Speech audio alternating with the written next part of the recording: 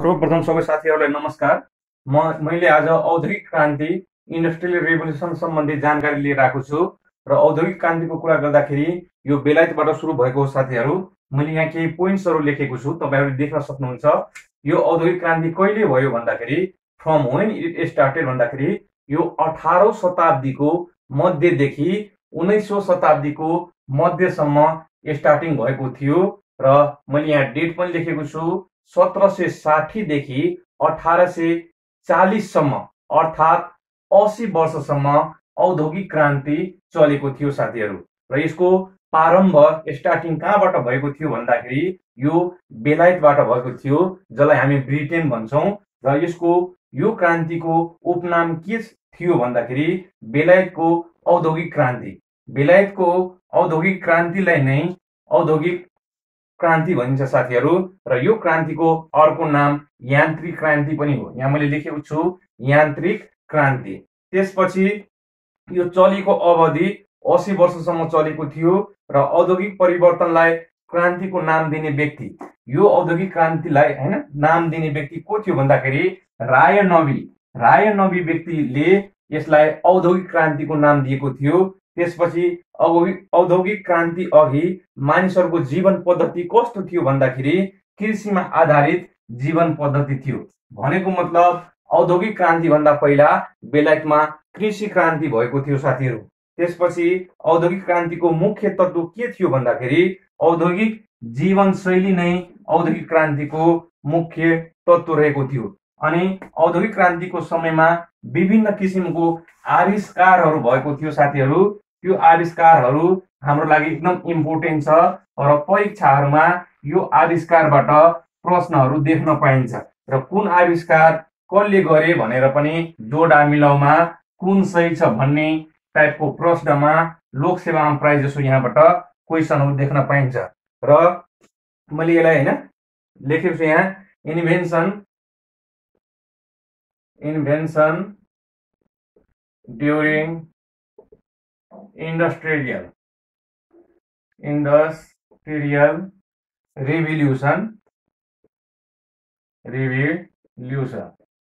Industrial revolution हुँदाखेरि के आविष्कार भएको थियो साथीहरू, त्यो मैले यहाँ लेखेको छु। यहाँ फ्लाइङ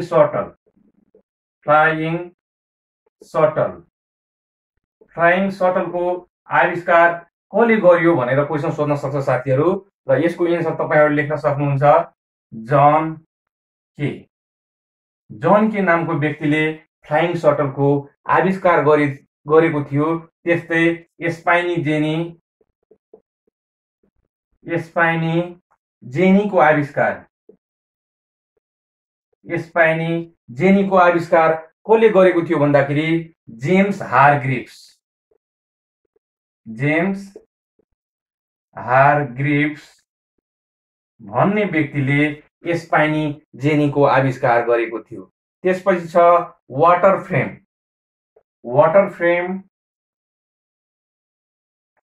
फ्रेमको आविष्कार कसले गरेको थियो भन्दाखेरि रिचार्ड आर्कराइटले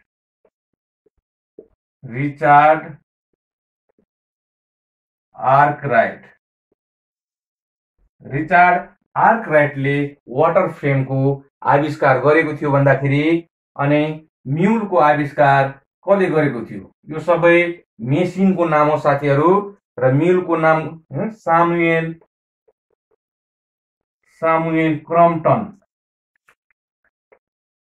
क्रम्पटन भन्ने व्यक्तिले म्युलको आविष्कार गरेको थियो। त्यस्तै पावरलुमको आविष्कार कसले गरेको थियो भन्दाखेरि एडमन्ड कार्टराइट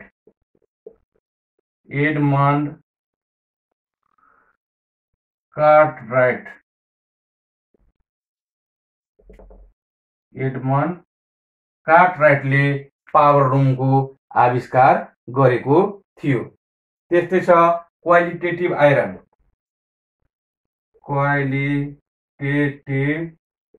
आइरनको आविष्कार कसले गर्यो भन्दाखेरि हेनरी बेसमर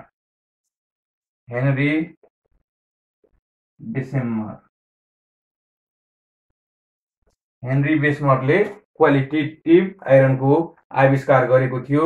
त्यस्तै engine of the train, engine of the train, ट्रेनको इन्जिन बनाउने को थियो भन्दाखेरि स्टिफेन्सन, जर्ज स्टिफेन्सन, स्टिफेन्सन, जर्ज स्टिफेन्सन भन्ने मान्छेले यो इन्जिन बनाएको थियो। त्यस्तै छ हामीसँग प्रारम्भिक स्टिम इन्जिन,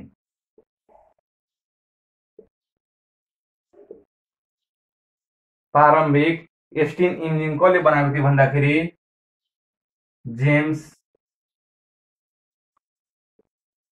न्यूकमन, जेम्स न्यूकमनले प्रारम्भिक प्राइमरी स्टिम इन्जिन बनाएको थियो। त्यस्तै स्टिम इन्जिन, यो त थाहा होला तपाईहरुलाई, स्टिम इन्जिन कसले बनाएको थियो भन्दाखेरि जेम्स वाटले, जेम्स वाटले। यसलाई मैले एकचोटि फेरि रिपिट गरे, यो सबै इन्भेन्सनहरु औद्योगिक क्रान्तिको समयमा भएको इन्भेन्सन हो साथीहरु। इन्भेन्सन ड्युरिङ इन्डस्ट्रियल रिभोल्युसन भनेर मैले लेखेको छु। फ्लाइङ सटनको इन्भेन्ट गर्ने मान्छेको नाम जोन की हो। स्पाइनी जेनीको इन्भेन्ट गर्ने मान्छेको नाम जेम्स हारग्रिव्स हो।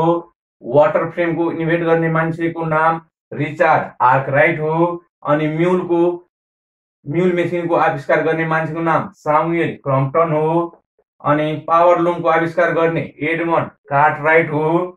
अनि त्यसपछि क्वालिटेटिभ आइरनको हैन, राम्रो आइरनको विकास गर्ने हेनरी बेसमर हो। त्यसपछि इन्जिन अफ द ट्रेन, ट्रेनको इन्जिन बनाउने, सबसे पहिले ट्रेनको इन्जिन बनाउने जर्ज स्टिफेन्सन हो। त्यसपछि प्राइमरी इन्जिन बनाउने जेम्स न्यूकमन हो भने स्टिम इन्जिन बनाउने जेम्स वाट हो। यो सबै इन्भेन्सनहरु इन्डस्ट्रियल रिभोल्युसनको समयमा भएको थियो साथीहरु। र यो सबै नामहरु यो नेपालको लोकसेवाको बुकहरुमा सबै नामहरु नदिएको पनि हुन सक्छ। मैले यो इन्टरनेटबाट र विभिन्न बुक्सहरुबाट यो नामहरु यहाँ ल्याएको छु साथीहरु। अनि अरु पनि छ हामीसँग, एकैछिन वेट गर्नु होला, म त्यो पनि लेख्छु र यो सबै नामहरु कपीमा लेखेर तपाईहरुले पढ्नु होला। प्राय जसो लोकसेवामा यहाँबाट कुनै न कुनै हु इन्भेन्ट दैट भनेर क्वेशन सोध्छ साथीहरु। र मैले यहाँ अहिले स्टिम इन्जिन सम्म लेखे। अनि ट्रेन, सबैभन्दा पहिला ट्रेन बनाउने को थियो भन्दाखेरि यो चाहिँ रिचार्ड ट्रेभिथिक, रिचार्ड ट्रेभिथिक। त्यसपछि छ हाइड्रो पावर, यो क्वेशन पनि सोधेको छ लोकसेवामा। सबैभन्दा पहिला हाइड्रो पावरको इन्भेन्ट कसले गर्यो भन्दाखेरि बेन्जामिन फ्र्याङ्कलिनले, फ्र्याङ्कलिन भन्ने मान्छेले सबैभन्दा पहिला हाइड्रो पावरको विकास गरेको थियो साथीहरु। त्यसपछि छ टेलिग्राफको इन्भेन्ट गर्ने एलेक्जेन्डर ग्राहम बेलले टेलिग्राफको आविष्कार गर्यो साथीहरु। अनि सेफ्टी ल्याम्पको इन्भेन्ट गर्ने हम्फ्री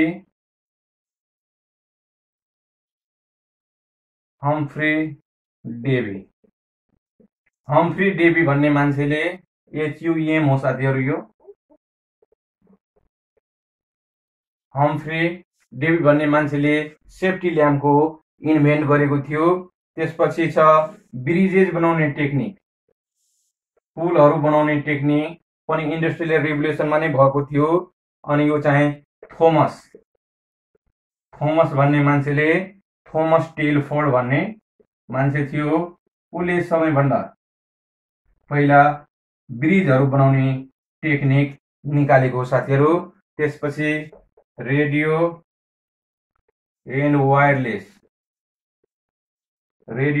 र वायरलेस बनाउने मार्कोनी थियो। अनि कटन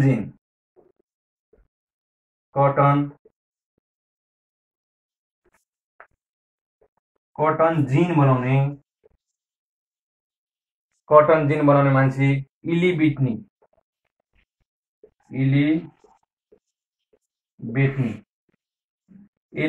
भन्ने मान्छेले यो इन्भेन्ट गरेको थियो। यसलाई मैले फेरि एकचोटि रिपिट गरेँ। इन्भेन्सन ड्युरिङ इन्डस्ट्रियल रिभोल्युसन, यो सबै इन्भेन्सनहरू औद्योगिक क्रान्तिको समयमा भएको थियो साथीहरू। सबैभन्दा पहिला ट्रेनको इन्भेन्ट गर्ने रिचार्ड ट्रेभेथिक, त्यसपछि हाइड्रो पावरको इन्भेन्ट गर्ने बेन्जामिन फ्र्याङ्कलिन, त्यसपछि टेलिग्राफको इन्भेन्ट गर्ने एलेक्जेन्डर ग्राहम बेल, सेफ्टी ल्याम्पको इन्भेन्ट गर्ने हम्फ्री डेवे, अनि ब्रिजेसको इन्भेन्ट गर्ने थोमस टेलफर्ड, र रेडियो एन्ड वायरलेसको इन्भेन्ट गर्ने मार्कोनी, अनि कटन र जिनको इन्भेन्ट गर्ने एली बेटली हो। अनि यो सबै इन्भेन्टहरू सबैभन्दा पहिला बेलायतमा भएको थियो, र बेलायतमा भएको कारणले बेलायत चाहिँ इन्डस्ट्रिजमा सबैभन्दा अगाडि गएको थियो साथीहरू। र प्रायः जसो यो इन्भेन्सनबाट क्वेसन्सहरू आउँछ, र यस्तै अन्य जानकारी पनि म अरू भिडियोमा लिएर आउँछु। र यो भिडियो यदि तपाईहरुलाई मन पर्यो भने हाम्रो च्यानललाई सब्स्क्राइब गर्नुहोला, लाइक गर्नुहोला, अनि शेयर गर्नुहोला। धन्यवाद। अर्को भिडियोमा हाम्रो भेट हुन्छ।